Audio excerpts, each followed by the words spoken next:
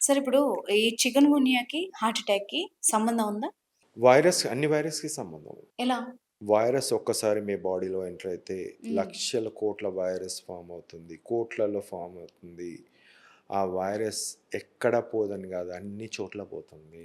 హ్మ్. Liver, kidney, heart, brain everywhere ఆ virus అనేది ఉంటుంది. ఆ వైరస్ అనేది ఒక పారాసైట్. ఒక హ్మ్. వైరస్ అనేది ఒక పారాసైట్. అంటే అది మన బాడీలో ఉండే హ్మ్. ఫుడ్‌ని తీసుకుంటుంది. హ్మ్. ప్రోటీన్‌ని తీసుకుంటుంది. అది డివైడ్ అయ్యేటప్పుడు దానికి ప్రోటీన్ కావాలి. ఆ ప్రోటీన్ అనేది ఫస్ట్ బ్లడ్‌లో ఉన్నది తీసేసుకుంటుంది. హ్మ్. ఆ తర్వాత లివర్ దగ్గర నుంచి తీసుకుంటుంది.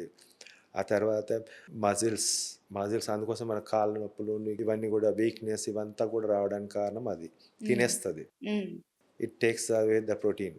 Okay. Next comes the any bones. హ్మ్. సో, అన్ని హార్ట్ మజిల్స్‌ని గూడా ఎఫెక్ట్ చేస్తాయి. మయోకార్డైటిస్ అంటాము. హ్మ్. అది మీరు హార్ట్ ప్రాబ్లమ్ అంటున్నారు. మయోకార్డైటిస్ ఇవన్నీ కూడా కాజ్ చేసి అక్కడ ఇంజ్యూరీ చేస్తది. ఎండోథీలియల్ ఇంజ్యూరీ అంటాం. హ్మ్. అది ఇంజ్యూరీ చేసినప్పుడు ఆ బ్లడ్ అనేది క్లాట్ బయటకు రావడం జరుగుతుంది. దాని ఆ పనికి ప్లేట్లెట్స్ ఉపయోగపడతాయి. హ్మ్. అందుకే ప్లేట్లెట్స్ వైరల్ ఇన్ఫెక్షన్స్‌లో ప్లేట్లెట్స్ అనేది పడిపోతాయి.